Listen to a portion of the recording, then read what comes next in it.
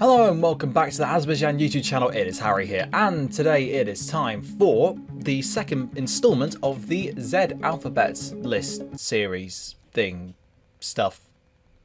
Yay. So the first part of this series, the clubs whose names begin with Z, came out last week. I will leave a link to that in the description if you've not seen it already.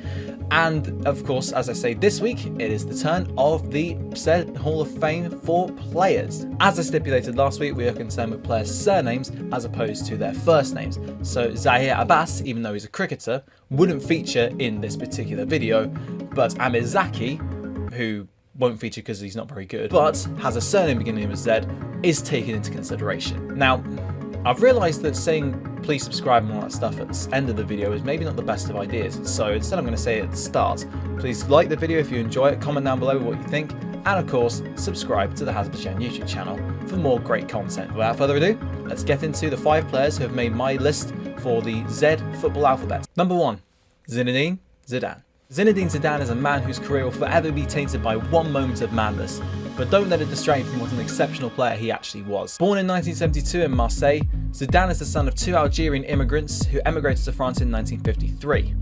He started off at Cannes, where coaches immediately noticed his lack of temperament if people shouted abuse at him, clearly a harbinger on what was to come, albeit the insults were based on his ethnic origins, which is deplorable in itself. He then went on to play for Bordeaux, but just as he was about to hit his peak at the club, Blackburn expressed an interest in signing him, as did Newcastle, but the latter thought he was not good enough for the Premier League, and Blackburn's owner, Jack Walker, responded to Dalglish's request by stating, "Why do we need Zidane when we have Tim Sherwood?" Unfortunately, little did they know about the player that he would become. Tall at 6'2", but graceful and elegant, with exceptional ball control and quick feet, Zidane drew attention from Juventus in 1996, a massive step up from Bordeaux at the time, who snapped him up, with Zizou going on to win trophies at an alarming rate.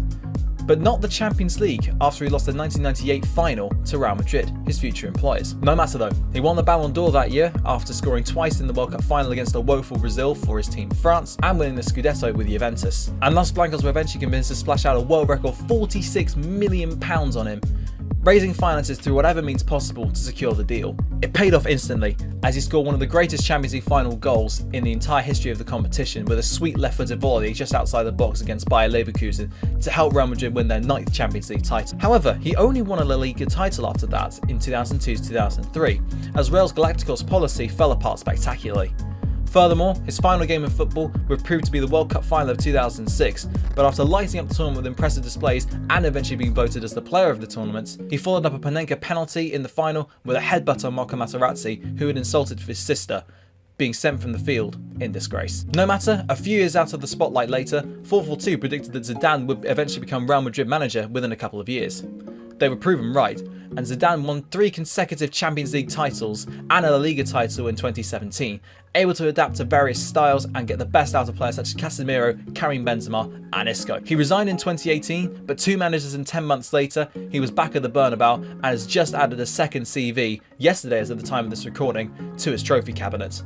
Clearly, it was no fluke the first time around. Number 2, Ricardo Zamora. In each video, if I can, of course, I'll profile a player whom almost none of you will have heard of, and Ricardo Zamora is my example in this video. However, perhaps you should have heard of him, as his name is plastered across the best goalkeeper award in La Liga, with it being named the Ricardo Zamora Trophy, and it is given to the best goalkeeper throughout the entirety of the league season. Born in 1901 in Barcelona, Zamora actually led an extremely controversial career path, especially considering the heightened political tensions at the end of his career.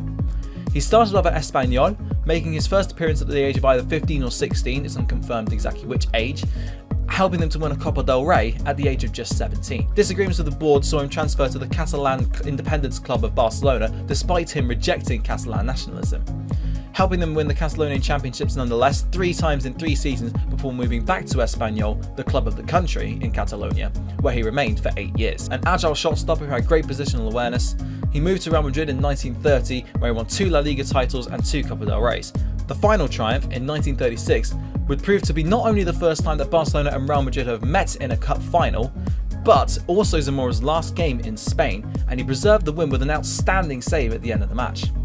Unfortunately, the country's descent into civil war meant that football was suspended, and Zamora was imprisoned for about a year, only being released as he loved to talk about football to the prison guards, moving to France to play for Nice. Upon football's return to Spain in 1939, he managed Atlético Aviación, previously Atletico Madrid, and of course to be future Atletico Madrid.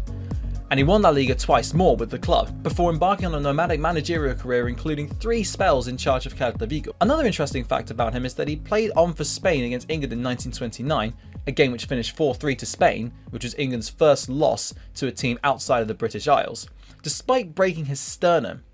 And he was also a heavy smoker, smoking 3 packs of cigarettes per day apparently.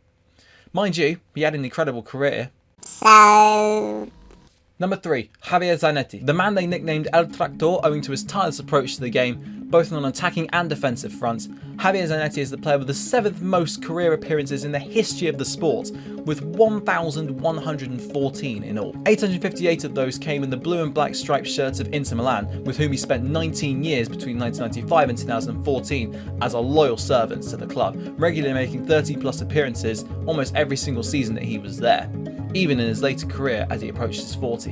Born in 1973, Zanetti started off at Talleres before moving to Banfield in 1993. He made an impression on both Boca and River Plate, but it was Inter Milan who were the ones to snap him up in 1995, becoming Massimo Moratti's first signing as the Inter Milan owner. Equally adept in the fullback or defensive midfield positions, as well as on the flanks, Zanetti was a lot like Philipp Lahm in that he was versatile, strong in the tackle, energetic, and rarely scored, only netting 21 goals across 19 years, but only receiving 2 career red cards, one in 1999, the year after he was made interim captain of Inter Milan, and one in 2011. He was made official captain in 2001 and went on to hoist every single trophy available to him, including 5 consecutive Serie A's between 2006 and 2010, and the 2010 Champions League under the watchful eye of Jose Mourinho. He eventually retired in 2014, with his squad number of 4 being retired alongside him, and he now works as a club director at the Nerazzurri. Number 4, Zico. Perhaps one of the most underappreciated footballers of all time, Zico was a magician with the ball at his feet, and he had a phenomenal goal-scoring record as an attacking midfielder,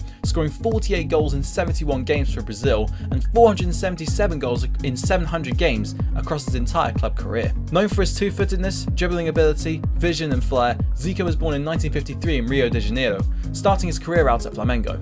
He helped the club win 7 regional titles and 3 Brazilian Serie A titles, and was perhaps the key component in that side. He tried out his hand in Serie A for 2 seasons at Udinese, but his second season was injury hit, and he left prematurely as a result of a tax evasion charge hanging over his head. Returning to Flamengo in 1985, although he was continuously struck down by injuries, retiring eventually in 1989. He was persuaded to come out of retirement by Kashima Antlers in Japan, who were aiming to get into Japan's first division at the time of the league's professional rebranding, after a spell as Brazil's Minister of Sports. Zico didn't only just achieve that, but helped establish them as a dominant force in the Japanese game, helping them to finish second the season after they were promoted in 1992, before retiring for good in 1994.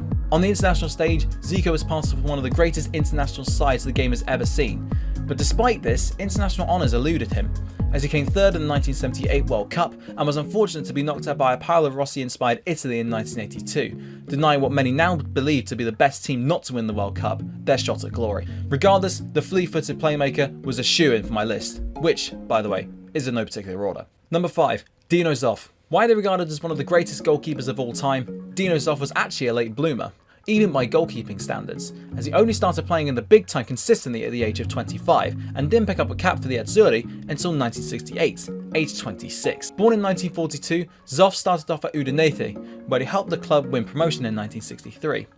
But he dropped back down in division to sign for Mantova, where he yo-yoed between the first and second tiers for 4 years. Napoli were the ones to secure his signature after showing promising signs for Mantova, and he stayed at the Stadio San Paolo for 5 years until Juventus, as they so often do, bought him in 1972. He stayed at the Turin club for 11 years, winning 6 Serie A titles as well as 2 Coppa Italias and the UEFA Cup in 1980.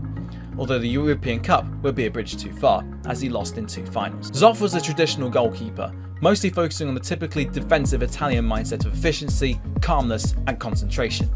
He was extremely proficient at handling, and he was an expert at catching crosses into the box, as a result of his eagle-eyed awareness of what was around him. Furthermore, he finished second in the Ballon d'Or voting in 1973, nearly becoming the second, and to date last, goalkeeper to win the prestigious individual honour after Lev Yashin. During that time, he was setting a record in international football, failing to concede a goal for a staggering 1,142 minutes of play, equivalent to 11.5 games between 1972 and 1974. In 1982, aged 40, he captained Italy to the World Cup, defeating Zico's Brazil along the way, as mentioned earlier.